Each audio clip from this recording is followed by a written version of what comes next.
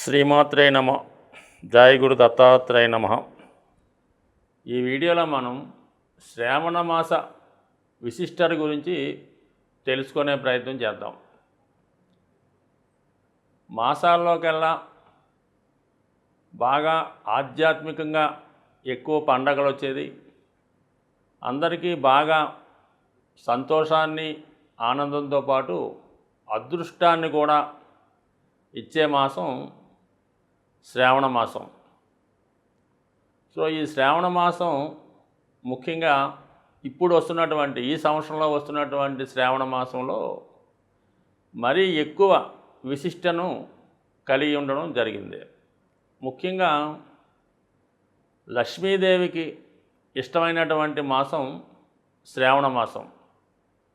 ఈ మాసంలో మరి శ్రావణ మంగళవారాలు కానీ శ్రావణ శుక్రవారాలు కానీ విధి విధానంగా మరి ఆ వ్రతాన్ని ఆచరించడం వల్ల, అంటే వాళ్ళ సాంప్రదాయాలు ఉంటాయి, దాని ప్రకారం చేసుకోవడం వల్ల స్త్రీలకి సౌభాగ్య యోగం కలిగే అవకాశం ఉంటుంది.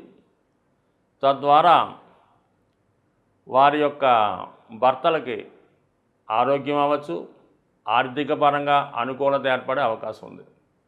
అయితే ఈ వ్రతాన్ని ఈ మంగళవారాలు కానీ శుక్రవారాలు కానీ చేస్తున్నప్పుడు మన కుటుంబంలో స్త్రీలే కాక మగవారు కూడా ఆ రోజంతా నియమంగా ఉండడం వల్ల దాని యొక్క ఫలితం ఇంకా ఎక్కువగా వచ్చే అవకాశం ఉంటుంది.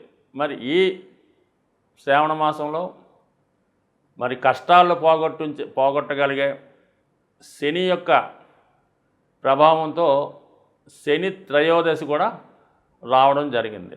అంటే శనివారం శని త్రయోదశి రావడం వల్ల శని భగవాన్ని పూజించడం వల్ల జాతకంలో ఉన్నటువంటి సమస్యలు, అలాగే గోచారరీత్యా వస్తున్నటువంటి సమస్యలు, అలాగే ఇతరుల యొక్క ఈర్ష్య వల్ల, ఇతరుల వల్ల మన మీద వాళ్ళు పెట్టుకున్నటువంటి కోపం అనొచ్చు, పగ అనుకోవచ్చు, మన యొక్క పతనాన్ని కోరుకునే వాళ్ళ యొక్క దృష్టి నుంచి తప్పే విధంగా ఈ శని త్రయోదశి ఆచరించడం వల్ల, అంటే నెలలో ఈ ఆషాఢ మాసం ఈ శ్రావణ మాసంలో 17వ తారీఖు ఆగస్టు 17వ తారీఖు అంటే మనకి వరలక్ష్మి వ్రతం వెళ్ళిన మరునాడు ఒకటి, అలాగే 31వ తారీఖు ఆగస్టు నెలలో ఒకసారి రావడం జరుగుతుంది. సాధారణంగా అమావాస్య ముందొచ్చే శని త్రయోదశి చాలా బలమైంది కాబట్టి మరి ఎవరైతే ఇతరుల యొక్క ఈర్ష్యకి బలవుతున్నారో, లేదా వ్యసనాల వల్ల, రుణ బాధల వల్ల, ఏదో ఒక బలహీనత వల్ల ఇబ్బంది పడుతున్న వాళ్ళకి, అలాగే మగవాళ్ళైతే చెడు స్త్రీ యొక్క ప్రభావం వల్ల కానీ వాళ్ళ యొక్క ఇబ్బందులు, అలాగే స్త్రీలైతే మరి దుర్మార్గుడైనటువంటి పురుషుల యొక్క వేధింపులకు గురవుతున్నవారు కూడా ఈ శని త్రయోదశి నాడు ఈ 2 రోజులు కూడా విధి విధానంగా నియమంగా చేయడం వల్ల 100% వాళ్ళ యొక్క కష్టాలు తొలగే అవకాశం ఉంది. ఎందుకంటే ఈ నెలంతా కూడా విష్ణుమూర్తి అనుగ్రహం ఉంటుంది, లక్ష్మీదేవి అనుగ్రహం కూడా ఉంటుంది. కాబట్టి మరి ఈ అమ్మవారి యొక్క అనుగ్రహం కావాలంటే ఖచ్చితంగా శని భగవానుడు కూడా మనకి గ్రీన్ సిగ్నల్ ఇవ్వాల్సి ఉంటుంది. అందువలన ఖచ్చితంగా ఈ నెలలో వచ్చే శని త్రయోదశులతో పాటు మరి వాళ్ళ యొక్క ఆచారాలను బట్టి మంగళవారాలు లేదా శుక్రవారాలు చేసుకోవడం మంచిది. అలాగే ఆగస్టు 16వ తారీఖున వరలక్ష్మి వ్రతంతో పాటుగా మనకి రవి సంక్రమణం జరుగుతుంది. అంటే రవి భగవానుడు ప్రతి నెల ఒక రాశిలోకి మారుతూ మరి ఈ నెలలో సింహరాశిలోకి మారడం జరిగింది. అంటే స్వక్షేత్రంలోకి రావడం కూడా ఒక విధంగా ఇది మరి రవి యొక్క బలం పెరగడం వల్ల జాతకులకి హోదా, గౌరవం, పదవి లాంటి అవకాశాలు ఉంటాయి. కాబట్టి మరి అవకాశం ఉన్నవాళ్ళు ఈ ఆగస్టు 16వ తారీఖు రవి సంక్రమణం రోజు విధి విధానంగా ఉపవాసం ఉండి మరి రవిని పూజించుకోవడం వల్ల 100% వాళ్ళకి హోదా పెరిగే అవకాశం ఉంది, ఆరోగ్యం బాగుంటుంది. అలాగే ఇదే నెలలో ఆగస్టు 19వ తారీఖున మరి రక్షాబంధన్, అలాగే జంధ్యాల పౌర్ణమ, దానితో పాటు విశేషంగా హయగ్రీవ జయంతి. అంటే ఒక విధంగా విష్ణుమూర్తి యొక్క అవతారం హయగ్రీవుడు మన యొక్క సంస్కృతిని, వేదాల్ని రక్షించే ప్రయత్నంలో హయగ్రీవుని యొక్క అవతారం మనకి చెప్తూ ఉంటుంది. ముఖ్యంగా విద్యార్థులు ఎక్కువగా ఈరోజు విష్ణుమూర్తి ఆరాధన వల్ల హయగ్రీవ జయంతి విధి విధానంగా జరుపుకోవడం కానీ, లేదంటే మనకి సమీపంలో ఉన్నటువంటి ఏ విష్ణుమూర్తి ఆలయం దర్శించుకొని వాళ్ళు తులసి దళాలతో అర్చన చేయించుకోవడం వల్ల కంపల్సరీగా విద్యార్థులకి చాలా అనుకూలమైనటువంటి పరిస్థితి ఈ సమయంలో రావడం జరుగుతుంటుంది.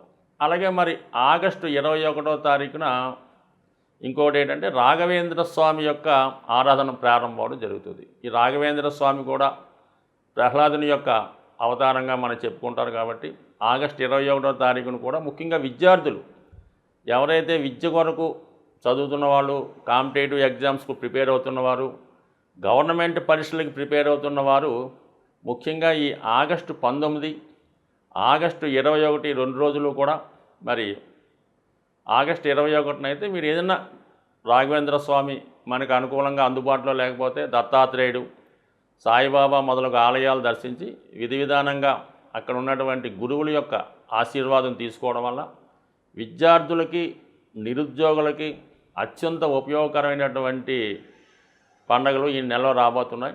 వీలైన వాళ్ళు కార్తీక మాసం ఏ విధంగా నియమంగా పవిత్రంగా చాలామంది ఉంటారో మరి ఈ శ్రావణ మాసం కూడా ఆ విధంగా నియమంగా ఉండడం వల్ల, ఒకే పూట భోజనం చేయడం వల్ల మరి ఎక్కువగా మరి దేవునికి సమీపంలో అంటే విష్ణు సహస్రనామం, లక్ష్మీ స్తోత్రం, కనకదార స్తోత్రాలు లాంటివి చదువుకోవడం వల్ల ఖచ్చితంగా ఈ శ్రావణ మాసంలో స్త్రీలకే కాదు మగవాళ్ళకి కూడా ఐశ్వర్యం, సంతోషం, ఆరోగ్యం కలిగే అవకాశం ఉంటుంది. వృశ్చిక రాశి వారికి శ్రావణ మాసంలో ఫలితాలు ఏ విధంగా ఉంటాయని పరిశీలించినప్పుడు మరి శ్రావణ మాసంలో కూడా వీళ్ళకి అదృష్టకరమైనటువంటి ఒక యోగం ఏర్పడింది.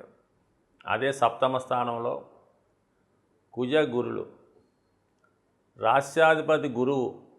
రాస్యాధిపతి కుజుడు గురువుతో కలిసి ఉండడం వల్ల జాతకుడు కొన్ని మంచి విషయాలు గురువుల దగ్గర నుంచి నేర్చుకునే ప్రయత్నం చేస్తాడు. అలాగే తన యొక్క నైపుణ్యాన్ని ఇంకా బాగా పెంచుకునే ప్రయత్నం కూడా జరుగుతూ ఉంటుంది. అయితే తనలో ఉన్నటువంటి టాలెంట్ అనేక రెట్లు పెరగడం వల్ల అనూహ్యంగా మీకు వృత్తిలో మంచి పేరు రావడం జరుగుతుంది. అలాగే మీ గురించి 10 మంది గొప్పగా చెప్పుకునే సమయం ఈ సమయంలో రావడం జరుగుతుంది. దాని తర్వాత ఈ శ్రావణ మాసంలో సూర్యభగవానుడు మీకు ఆగస్టు 16వ తారీఖున స్వక్షేత్రంలోకి ప్రవేశించడం కూడా వీళ్ళలో ఉన్నటువంటి టాలెంట్కి విపరీతమైనటువంటి గుర్తింపు రావడం జరుగుతుంది. అంటే మరి రవికి, కుజుడికి, గురువుకి ఒక స్క్వేర్ ఆస్పెక్ట్ ఏర్పడడం వల్ల ఈ మిత్రగ్రహాల మధ్య ఏర్పడినటువంటి ఈ బంధం మీకు అటు వృత్తిపరంగా గాను కంపల్సరీగా ఇంప్రూవ్మెంట్ వస్తుంది. ఎవరైతే ప్రభుత్వ సర్వీసులో ప్రవేశిద్దాం అనుకున్న వాళ్ళకి కానీ, అటు రాజకీయ రంగంలో కానీ ఏదైనా ప్రభుత్వ పదవి ఆశిస్తున్న వాళ్ళకి ఈ సమయంలో అనుకూలత ఏర్పడింది. ఇది స్త్రీ జాతకం అయితే వ్యక్తిగతంగా వాళ్ళకు కానీ, లేదంటే వాళ్ళ భర్తకు కానీ ఒక మంచి అవకాశం ఈ సమయంలో రావడం జరుగుతుంది. ముఖ్యంగా ఆర్థిక సంబంధించిన విషయాలు మాత్రం చాలా విపరీతమైనటువంటి ఒత్తిడికి లోనవడం జరుగుతూ ఉంటుంది. ప్రస్తుతం ఈ రాశివారికి సప్తమ వ్యయాధిపతి అయినటువంటి శుక్రుడు దశమ స్థానంలో అష్టమాధిపతితో కలిసి సంచరిస్తున్నాడు. ఈ కారణం వల్ల ఆర్థికపరమైనటువంటి ధనం అయితే వస్తుంది, కానీ అది ఒకదానికి వస్తే వేరే దాని కొరకు ఖర్చు అవ్వడం జరుగుతుంది. అసలు అవసరం యాస్టీజ్గా ఉండి మళ్ళా ప్రయత్నం చేయవలసి ఉంటుంది. అలాగే శుక్రుడు జలతత్వ రాశి అయి అగ్నితత్వ రాశిలో ప్రయాణం చేయడం వల్ల మీ యొక్క ధనం ఆవిరైపోతుంటుంది. ధనం అలాగే గోల్డ్ ఈ రెండు కూడా కొంత జాగ్రత్తగా కాపాడుకోవాల్సినటువంటి సమయం. అలాగే శుక్రుడు రాను రాను మీకు ఆగస్టు 25 నుంచి కన్యా రాశిలో ప్రవేశించి నీచ స్థానంలోకి వస్తున్నాడు. దాంతో కేతువుని కలుస్తున్నాడు. అంటే ఇంచుమించుగా మీ యొక్క ఆర్థిక పరిస్థితి జీరో బ్యాలెన్స్కి రావడం జరుగుతుంది ఆగస్టు 25 తర్వాత. అంటే లాభస్థానంలో శుక్రుడు రావడం అదృష్టం అనుకుంటారు, కానీ అక్కడ కేతువుతో కలవడం, శుక్రుడు వీక్ అవ్వడం, అటు మీ యొక్క ఫైనాన్స్ స్థితి ఆ విధంగా ఉంటుంది, మీ యొక్క లైఫ్ పార్ట్నర్ యొక్క ఫైనాన్స్ స్థితి కూడా ఆ విధంగా ఏర్పడి ఓవరాల్గా మరి ఆర్థికపరమైన ఇబ్బందులు ఎక్కువగా రాబోయే ఈ 2 నెలల్లో మీరు తప్పక ఎదుర్కోవాల్సి ఉంటుంది. కాబట్టి సో దానికి మనం పరిహారంగా మీకు అదృష్టంగా ఈ శ్రావణ మాసంలో మరి లక్ష్మీదేవి అనుగ్రహం కావాలంటే శ్రావణ మాసంలో వస్తున్నటువంటి మరి పుణ్య కార్యక్రమాలు, ఈ పండగలు, ముఖ్యంగా శ్రావణ మంగళవారాలు, కొంతమందికి శుక్రవారాలు, కొంతమందికి మంగళవారాలు అనుకూలిస్తాయి. మరి ఈ వృశ్చిక రాశి వారికి కుజగ్రహ అనుగ్రహం కావాలనుకున్న వాళ్ళు ఈ నెలలో వస్తున్నటువంటి 4 మంగళవారాలు అమ్మవారిని విధి విధానంగా పూజించుకోవడం వల్ల రుణ సమస్యల నుంచి, భార్యాభర్తల మధ్య ఉన్నటువంటి వైవాహిక సంబంధాలు, అలాగే అన్నదమ్ములతో ఉన్నటువంటి ప్రాబ్లమ్స్ సాల్వ్ అయ్యే అవకాశం ఉంటుంది ఈ నెలలో లక్ష్మీ అమ్మవారి అనుగ్రహంతో మంగళవారాలు చేసుకోవడం వల్ల. అదే శుక్రవారాలు చేసుకోవడం వల్ల మీ ఆర్థిక పరిస్థితి అనుకూలిస్తుంది. అలాగే స్త్రీల నుంచి మీ మాతృ సమానులైన తల్లిగారు అవ్వచ్చు, మీ యొక్క కుటుంబంలో ఉన్నటువంటి స్త్రీల ఆరోగ్యం అనుగ్రహం కొరకు, ఏ కుటుంబంలో అయితే స్త్రీ గౌరవప్రదంగా ఉంటారో, ఆర్థిక పరంగా బలంగా ఉంటారో, సంతోషంగా ఉంటారో ఆ కుటుంబం ఖచ్చితంగా బాగుంటుంది.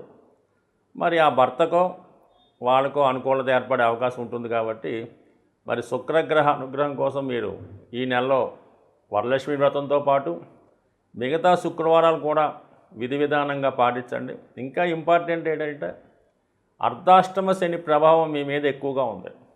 వృత్తిలో చాలా అవమానాలకి చికాకులు ఎదుర్కొంటున్నారు. ఎందుకంటే దశమాధిపతికి శనికి షష్టాష్టకాలు రావడం వల్ల ఖచ్చితంగా మీరు అధికారుల నుంచి వేధింపులు ఎదురవ్వడం జరుగుతుంది. పెద్దల నుంచి మరి యజమాని నుంచి ఇబ్బందులు ఎదుర్కొంటున్నారు. ఇది తగ్గాలంటే మీరు ఈ నెలలోనే వస్తున్నటువంటి శని త్రయోదశి ఆగస్టు 17 మరియు 31 ఏదైనా శివాలయంలో ఉన్నటువంటి నవగ్రహాల్లో శని భగవానుని తైలాభిషేకం చేసి మిగతా నవగ్రహాలు కూడా ఎంతో కొంత పూజా కార్యక్రమాలు నిర్వహించి మరి ఆ రోజు శనివార వ్రతాన్ని విధి విధానంగా మనం ఈ వీడియోలో చివరిగా చెప్పిన విధంగా పాటిస్తే శని యొక్క అనుగ్రహానికి పాత్రలవుతారు. శని యొక్క అనుగ్రహం ఉంటేనే మీకు ఈ శ్రావణ మాస వ్రత ఫలితం, మహాలక్ష్మి అమ్మవారి వ్రత ఫలితం దక్కే అవకాశం ఉంటుంది. మీకు శని త్రయోదశి నాడు శనికి తైలాభిషేకం చేయించుకునేటప్పుడు ఖచ్చితంగా కొన్ని నియమాలు అనేది పాటించాలి. అంటే విధి విధానంగా ఆ రోజు మీరు పరిశుభ్రంగానే శివాలయంలో ఉన్నటువంటి నవగ్రహ ఆరాధన చేయడం. అంటే ముందుగా మీరు శివుణ్ణి దర్శించి శివుని యొక్క పర్మిషన్ తీసుకోవాలి. అక్కడ శివుని పర్మిషన్ తీసుకొని దాని తర్వాత మీరు నవగ్రహ మండపం దగ్గరికి వచ్చి మరి 11 ప్రదక్షిణలు చేయడం అన్నది ఆచారం. దాని తర్వాత అక్కడ ఉన్నటువంటి అయ్యవారితోని మీరు ముందుగానే ఏర్పాటు చేసుకోవాల్సి ఉంటుంది. ఈ శని తైలాభిషేకానికి కావాల్సినటువంటి సరుకులు వాళ్ళకి ఇవ్వడం వల్ల కొన్ని టెంపుల్స్ ఆ విధంగా ఉంటుంది. కొన్ని టెంపుల్స్లో మీరు బయట ముఖ్యంగా ఏంటంటే ఆయిల్, నువ్వుల నూనె, నల్ల వస్త్రం, నల్ల నువ్వులు, ఇంకా పూజకి కావాల్సిన పసుపు కుంకుమ ఇవన్నీ కామన్గా తీసుకుంటారు. ఈవెన్ అగ్గిపెట్టి కూడా తీసుకోవాలి అక్కడ మీరు. ఇవన్నీ కూడా విధి విధానంగా మీతో పూజ చేయించి బెల్లం ముక్క నైవేద్యం ఇంపార్టెంటు. దాని తర్వాత ఈ పూజ అయిన తర్వాత నవగ్రహాలతో పాటు పూజ చేసి శని భగవానుడికి తైలాభిషేకం చేయడం, దాని తర్వాత నల్ల వస్త్రాన్ని కప్పడం, తర్వాత మీరు విధానంగా కాళ్ళు కడుక్కొని మళ్ళా శివాలయంకి వచ్చి శివునికి కూడా అభిషేకం చేయించుకోవాలి. ఏదో తోచిన విధంగా శివుడికి అభిషేకం చేయించుకొని దాని తర్వాత అమ్మవారిని దర్శించి మీరు ఇంటికి రావడం జరుగుతుంది. ఇక్కడ బట్టలు వదిలేయడం కానీ, స్నానం చేయడం కానీ అలాంటి కార్యక్రమాలు లేకుండా డైరెక్ట్గా ఇంటికి వచ్చి మీరు అంటే మామూలుగా ఇంటికి వెళ్ళే ముందు ఎవరన్నా కాళ్ళు కడుక్కోవాలి. అది విధానం. శని దేవాలయంకి వెళ్ళామని కాదు. పూర్వకాలం నుంచి వస్తున్నటువంటి ఆచారం ఏంటంటే మనం ఎక్కడికి వెళ్ళినా మళ్ళీ తిరిగి ఇంట్లోకి వెళ్ళినప్పుడు కంపల్సరీగా మీరు కాళ్ళు కడుక్కొని ఇంట్లోకి వెళ్ళాలి. ఆ ఏర్పాటు చేసుకొని మీరు ఆ రోజు 99% ఆయిల్తో చేసిన పదార్థాలు ఏవి కూడా తినకూడదు. అంటే ఆయిల్ అంటే నెయ్యి, వెన్న అన్నీ కూడా, కనీసం మజ్జిగ కూడా చిలికాలన్నమాట. అందులో ఉన్నటువంటి నెయ్యి కూడా బయటకు వచ్చేయాలి.